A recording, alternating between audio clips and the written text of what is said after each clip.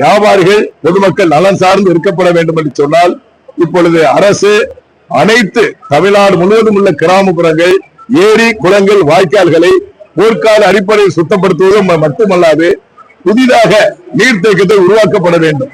ஏன்னா இன்னைக்கு பாத்தீங்கன்னா நீர்மட்டம் என்று குறைந்து கொண்டே போகிறது. இந்த நிலைப்பாடு எட்டுமையானால் வருங்காலத்தில் நமது சந்ததிகள் கடல் நீரை தான் நம்பி இருக்கக்கூடிய நிலை ஏற்பட்டுவிடும்.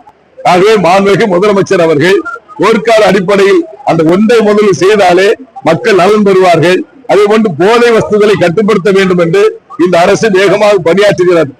ஆனால் கட்டுப்படுத்த வேண்டும் என்று சொன்னால் காவல்துறை திறமை வாய்ந்த அதிகாரிகளை, அப்பழுக்கற்ற அதிகாரிகளை நியமனம் செய்து அவர்கள் முழு அதிகாரம் கொடுக்கப்பட்டால் மட்டும்தான் போதை வஸ்துகளை ஒழிக்கப்பட முடியும்.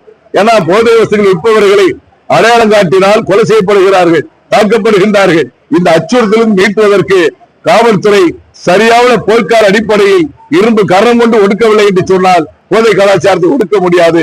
அதே போன்று சாமானிய வணிகர்கள் இந்த பான் மசாலா, புகையிலை விற்பார்கள் என்று சொல்லி கடைகளை சீல் வைப்பதை நிறுத்தம் செய்து அவர்களையும் அழைத்து என்ன அவர் வாழ்வாழ்த்தை காப்பதற்கு இந்த அரசு என்ன செய்ய வேண்டுமோ அதை செய்ய வேண்டும் என்ற கோரிக்கையை வலியுறுத்துகிறோம். இந்த பகுதியில் கடந்த 2 நாளைக்கு முன்னாடி ஒரு 1500 கிலோ அதை பத்தி நீங்க என்ன நினைக்கிறீங்க? கஞ்சா புகையிலை பொருள் என்ன என்பது சொன்னா நாங்க ஏற்கனவே கடந்த ஆட்சியிலும் சொல்றோம், இந்த ஆட்சியிலும் சொல்றோம், புகையிலை உற்பத்தியிலே தடை செய்யப்பட வேண்டும். நீ பாருங்க, புகையிலைய உற்பத்தி செய்து அவங்க பில் போட்டு வியாபாரம் செய்யறாங்க. பில் வாங்கி சின்ன வியாபாரிகள் புகையிலை விற்பனை செய்யறாங்க. ஆனா அந்த வியாபாரிகள் பாதிக்கப்படுகிறாங்க, கடை சீல் வைக்கப்படுகிறது. ஆனால் விற்பனையாளர்கள், உற்பத்தியாளர்கள் அமைதியா இருக்காங்க. அப்ப அரசு எங்க கை வைக்க வேண்டுமோ அதை கை வைக்க வேண்டுமே தவிர சிறு வியாபாரிகளை பாதிக்கப்படக்கூடாது. அந்த உற்பத்தியிலே தடை செய்யப்பட வேண்டும் என்பதை நீங்க அழுத்தமாக நாங்கள் தெரிவித்துக் கொள்கிறோம். நடந்து 100 நாள் ஆயிடுச்சு. இந்த ஆட்சி எப்படி சாதகமா இருக்கு வியாபாரிகள்? இப்பதானே வந்திருக்கு, 100 நாள் ஆயிருக்கு. தொடர்கின்ற பொழுது அவருடைய சாதனைகள் எல்லாம் பாராட்ட நாங்கள் தயாரா இருக்கிறோம்.